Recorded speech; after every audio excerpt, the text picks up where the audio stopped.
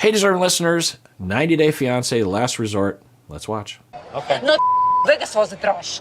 But you know how many guys approach me? How many? You know, a lot. And I would say, what? You know what I would say? I'm in a relationship. That's a good job. I'm sorry. Invite me to Vegas right now. You need to calm down. No, invite me to Vegas. Absolutely not. You invite hookers to Vegas. No way. Okay. Yeah, she's in that mode, and she's demanding that he invite her to Vegas. Yeah, I don't know what the answer is here. I don't know what the answer is. I think if Josh had it in him, he could bridge the gap maybe a little bit. I think it's a lot to ask, but I think he could bridge the gap and say, hey, Natalie, I'm here for you. And even if I was flirting with Sophie, which I don't think I was, but she says that she thinks I was, and maybe I was lightly, but I'm here for you. I'm not here for her. I'm not attracted to her. I'm here for you. And I like you. And we've never had a committed relationship, but you have a really nice, warm side, and I like that about you. And I also like our physical relationship. I like both those things, and I want to see here, so something like that. Just like prove to her, yeah, because she's losing that thread and is freaking out, and her solution is demanding that he invite her to Vegas, which I'm not laughing at her. I think this is real, and she's suffering, and it's not Josh's fault. Josh, if anything, is doing a lot to solve. Mike was also a pretty nice, calm guy under most circumstances, but he would get hurt, I think, because he had more invested in the relationship. Josh, I don't think does. I think it's pretty easy for him to just pull back emotionally and say, like, well, she's having a thing, and if she breaks up with me today, it sucks, but it's not the end of the world. But I do like her. I think he does genuinely, and so I think it is strangely a good relationship for her for that reason. But obviously, is also very triggering to her. So I feel bad for both of them. I just feel bad for both of them. Down.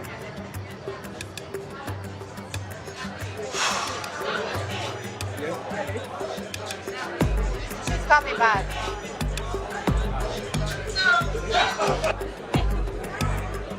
Yeah. I'm so glad. Oh.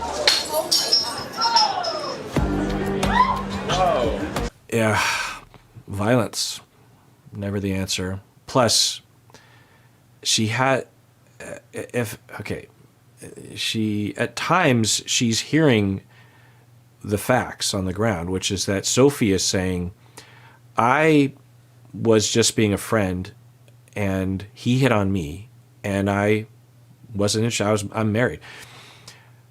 So you would anyway. There also seems to be some kind of, I don't know what to say. In my language, it would be like Victorian puritanical American shaming of women in the way that they dress, and slut shaming. Natalie's doing a lot of slut shaming, and seems to be really focused on that, and calling her a hooker. She is. I haven't shown all the different instances, but Natalie keeps talking about how much of a slut she is. She's not using the word slut, but she's using a lot of other words. She's naked. She's flaunting it and stuff. And Natalie comes from my understanding, from my memory of the very first season we saw her, from a very conservative Christian or Catholic, one of those. Upbringing or community or something. I'm just going to take a guess and say that they're not exactly sex positive and body positive in those communities. Not that my community is, but comparatively, even worse. I don't know, but that seems to be coming forward as well.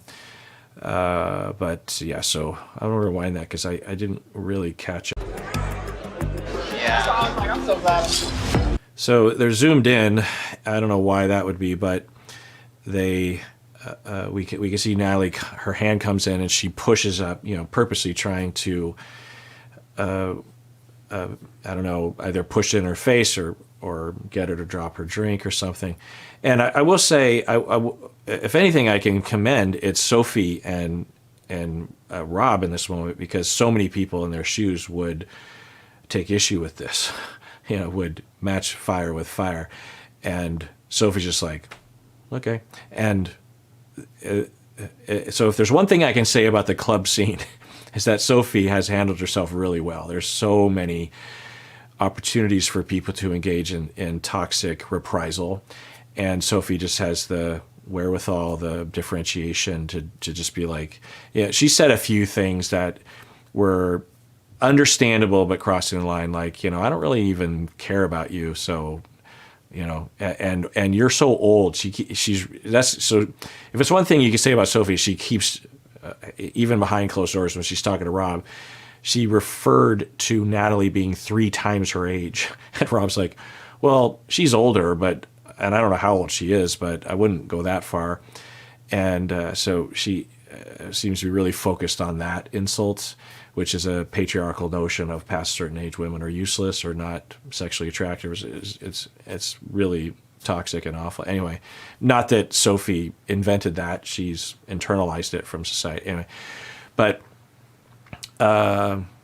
so for Sophie and Rob, for them, at least from the clip that I saw, for them to just be like, okay, is not typically what we'll see in the world and on reality TV.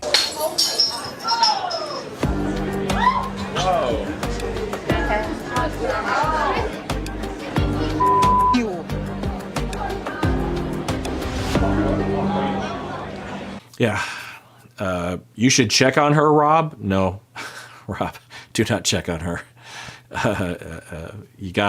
Both of you are squeaky clean for the most part at this point, so don't ruin that. Did what can I do? What did you say? I said you should check your boyfriend. I'm leaving.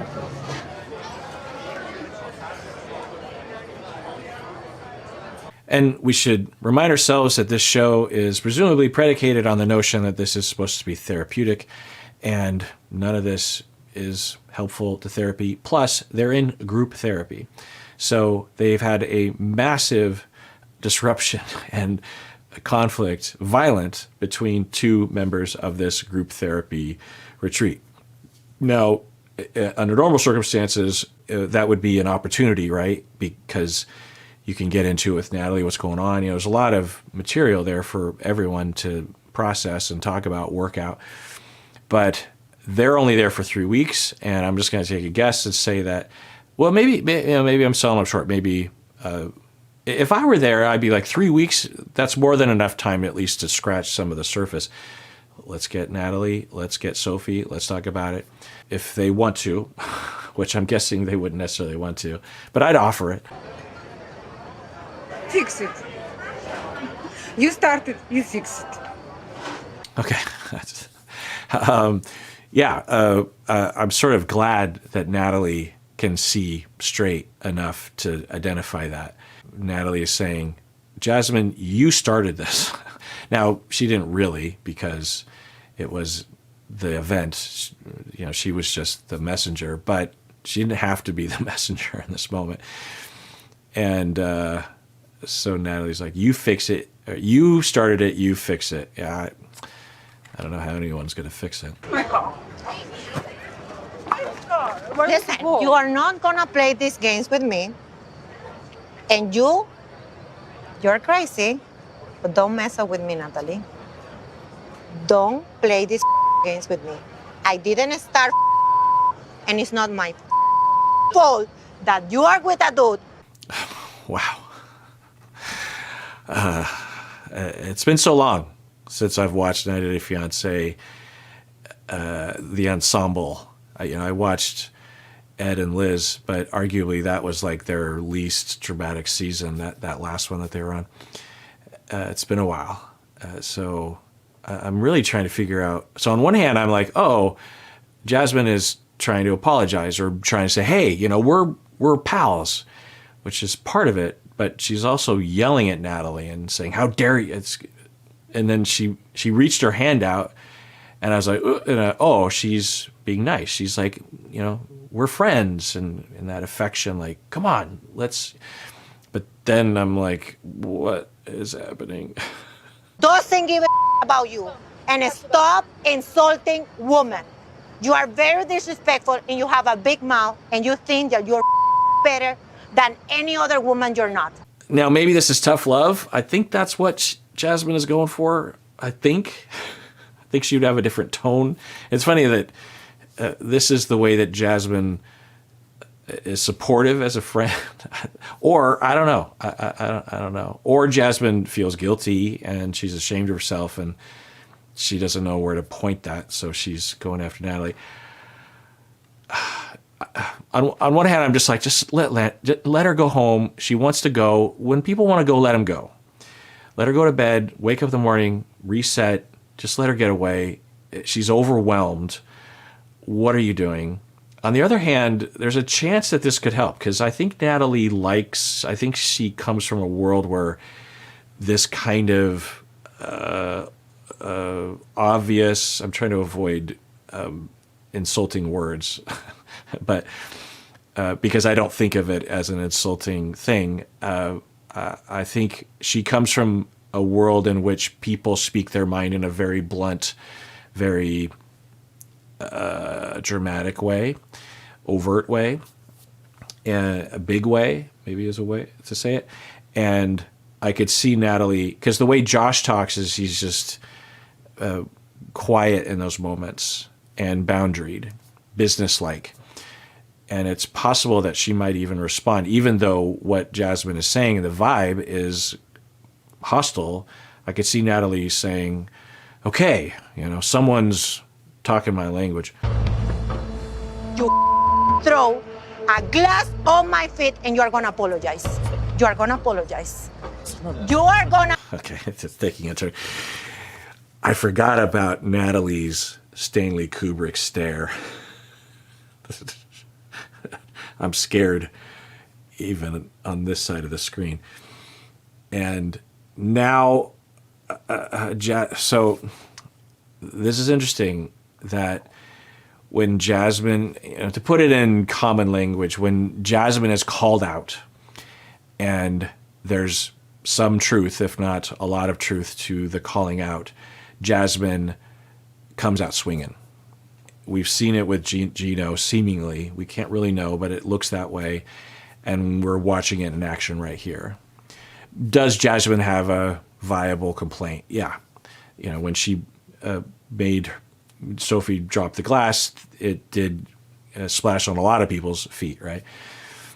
But it wasn't a direct attack on her. And, of course, Jasmine should say, this is, at the very least, I started this whole thing. Whether or not it's my fault or not, if I had just waited till later, or I never told Natalie about this at all, this would not be happening. So, of course, she's thinking that.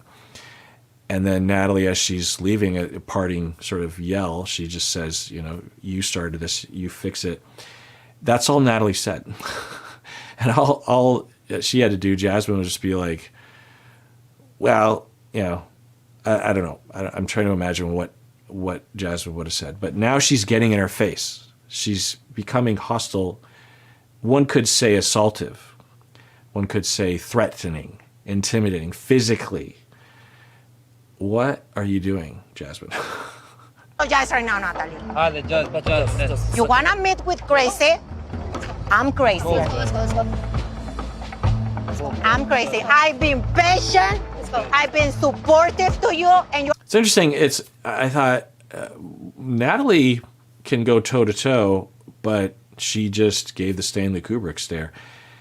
So it's weird. It's like when one person is being aggressive and hostile and violent, the other person becomes calmer on the outside. I don't know. There is a theory around that. I talk about that sometime with my students because it'll be confusing sometimes when providing therapy for couples or families, that you will see that happen, where one person seems to be the volatile one, but in the next session it's completely opposite, because we are not a pure result of our individual personality.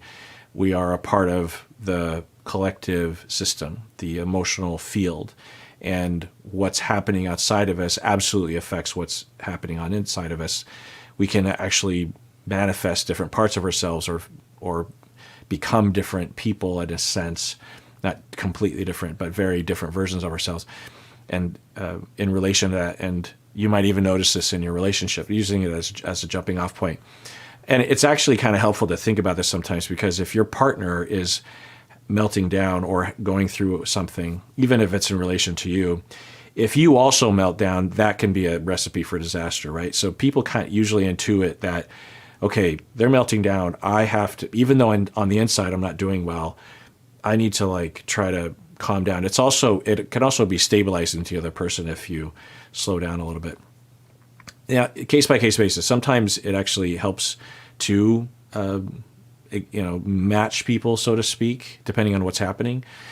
But you might notice that, and in a well-functioning relationship, there will be that flexibility where each person is allowed to have a moment, whether it's venting about work or being hurt by the other person, and there's limits to it, of course. Anyway, what am I saying? What I'm saying is that we might be seeing that in action, that Natalie was the one person among the group that was having the big moment, if you will, without putting any kind of judgment word on it. She's having the big moment. And then Natalie was done having the big moment, and then someone has to have a big moment. That's another way to think about it, is that tension in the group is there for a variety of reasons, and someone has to scapegoat themselves. Someone has to be elected to do that. And you could argue that in part Natalie was subconsciously sacrificing herself to be the scapegoat that everyone could look at as the problem and avoid their own, or to exhibit the tension that everyone is feeling, at the very least in terms of being on a show and you don't know each other. But as Natalie is leaving, then you're like, well, who's going to soak up that anxiety and express it? Well, Jasmine would be the natural vice president of meltdowns. Like the brat and bitch you are, and that's why you are alone with no man can deal with it. You. And I feel bad for Natalie. She has issues, and she's irrational and unfair often. She comes to this, if this is real, she comes to it with a lot of traumas that aren't her fault at all. But all that's been happening, the feeling of humiliation, can I trust anyone here? Does he actually care about me? What's happening? And then to just have this piled on, it's a lot. I should mention that there was a scene where Jasmine called one of her friends. Her and Gino got in a fight, and Jasmine called a friend back home, and his name was Matt. And Jasmine said that she met Matt at the gym, and that Gino doesn't know about Matt. And then you're like, oh, is this sort of an infidelity thing? But the way that Matt was talking to Jasmine, it actually, when I consider other friends that will try to be supportive of people in situations like this on this show, Matt was better than average. There were things that I wouldn't say if I were in Matt's shoes. He was basically assuming that everything Jasmine was saying about Gino was true, at least at certain points. But we know, or at least we suspect, or I do anyway, that Jasmine has distortions, as anyone would. But there are other parts of Matt's listening and support that was the sort of thing that I would recommend people say. He was saying things like, well, you and Gino love each other, so, you just got to get back in there and try to work things out. Because, the seasons are kind of long and the episodes are long, and so sometimes I wonder if you forgot about that detail, or if it'll come up later and I need to make sure it's out there for those people who don't even watch this show. Bitch.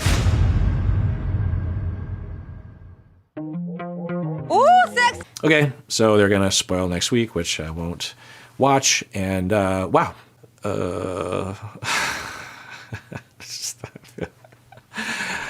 With couples therapy, the TV show, I know exactly what to say, or at least I feel in the groove. I like watching the show and I like reacting to it, but it's so much more chaos, and just as a viewer, but also of, should I become, like, what's the value in me as a therapist, professor, commenting on, like, am I just watching a reality TV show? Because the one thing that I never want this channel to be, I've never said this out loud, I think, and I don't even know if I've really even thought of it in a concrete way. And I'm not even sure if it's true because I haven't thought it through, but I think this is true, that I've never wanted this channel or my content to be the kind of reaction content where I'm just like, oh, no, she didn't, that kind of thing. Or, oh, God bless people that do that. It's fine. I don't want to do that for a whole number of reasons. It's also kind of a waste of everyone's time. It's also, I don't know, just kind of bubblegum content, which is fine. But so with this show, I have, whereas, with couples therapy, that never happens. I'm never just like, are you reacting as a clinician, adding value to the world, or are you just having a shock reaction to something? And I could understand how that could be kind of fun for people, which I'll value in the midst of me providing actual, like, a hope, trying to provide an enhancement to society, whether or not it succeed or not. That's my hope. So, like, I remember couple years back when there was the flagpole guy, I can't remember his name, and it was Taylor, I think was her name, at Love is Blind, and everyone was really wanting to see my reaction to this one thing that he says. I think he was talking about her makeup or something. And people in the comment section were like, I can't wait to see his reaction to that. I think partially because of what clinical stuff will come out of my face, but also I think because, when something is coming, like the Red Wedding or something on Game of Thrones, you're just looking over at someone like, oh my God, they're gonna see this thing and I know what's happening, but they don't even, they're gonna be shocked. And it's just kind of interesting to see, I think, on a number of levels. Validating, curiosity, fun, whatever. It's sort of like going on a roller coaster again, or I don't know. So that's fine. But if that's all I'm doing, and so I'm trying not to fall into that with this show. And here's me just talking out loud when I probably should just talk with Stacy about this, someone that also, she helps me a lot with content, talking things out, that kind of thing. So, yeah, take care of yourself, truly. Shake it off because you deserve it. You really, really do.